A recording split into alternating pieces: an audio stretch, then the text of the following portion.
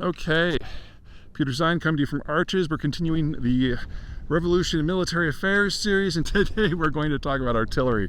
Artillery has been one of the three most important military breakthroughs of the last couple of centuries because it allows a force to assault another force from literally miles away. The artillery that the Russians, for example, are using in Ukraine generally has a range between 10 and 20 miles based on what piece of hardware they're using.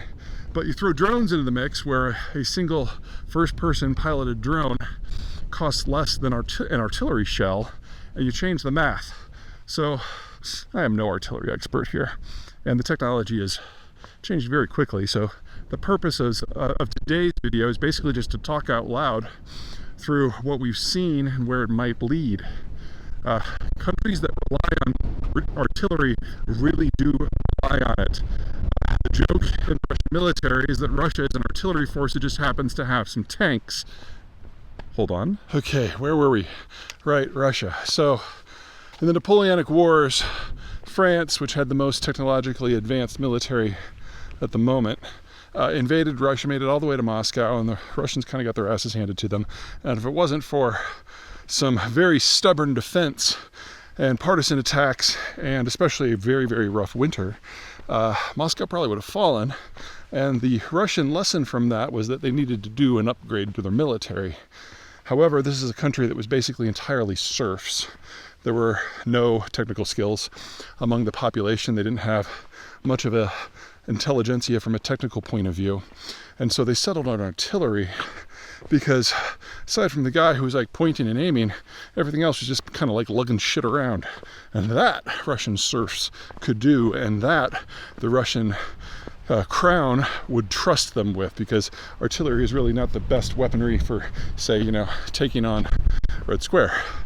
Anyway, so they invested heavily in that, and that has basically dominated Russian and then Soviet military planning ever since. Very low value-added soldier base, and just focus on obliterating anything in front of you from miles away, and don't advance until there's nothing but rubble.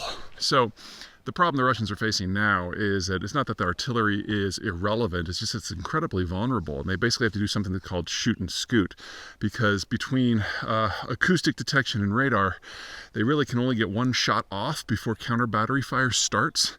The Ukrainians, in order to detect drones coming in, basically built an acoustic detection system around the perimeter of the country and all over the front lines, so that as soon as the drones are coming in, they can triangulate the sounds, figure out what kind of drones are coming on what vectors, so they know what air defense to activate. It works versus artillery too. So it used to be that once an artillery shot fell, you'd use radar to basically track it back and then shoot back. But now with the acoustics, they can figure out when it fires. And so the counter battery fire can actually happen before the shell is even hit. So artillery is an order of magnitude less useful than it used to be. So the Ukrainians and the Russians are discovering that what they were trained on during the Soviet periods is no longer how war works, because the technology has left the artillery piece behind for the most part.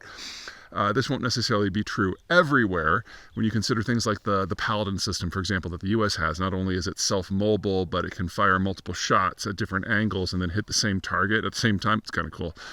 Mobile being the key thing there. But for most artillery, it's in the past. It's no longer cost-effective for what it can do. Which brings us to a different sort of problem. So a big attraction for artillery for the Russians was that anyone, any idiot, any village idiot could operate most of it, because it was just lugging stuff from point to point. With drones, it's first-person shooter. You basically have to fly it manually and direct it, and that's all well and good, and that doesn't require a huge amount of skill either outside of, Nintendo. The problem is in manufacturing.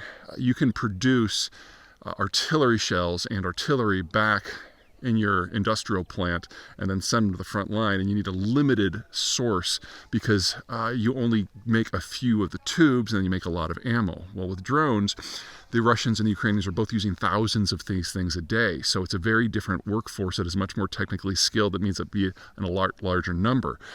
In Ukraine, which was the heart of the old aerospace industry back during Soviet times, this has not been too heavy of a pull, and based on whose numbers you're using, the Ukrainians have gone from producing producing about 5 to 20% of the parts for their drones at home to now 70 to 90% based on the style. The Russians are nowhere near that good because the Russians don't have anywhere near that sort of technical skill within the country, and most of the people with those skills left either in the 1990s or the 2000s or more recently to avoid the draft. So they're bringing in talent and technical skill from places like Iran and North Korea and especially China, where you can use the Chinese industrial plant to produce the parts that then flow into Russia and then make it to the front line.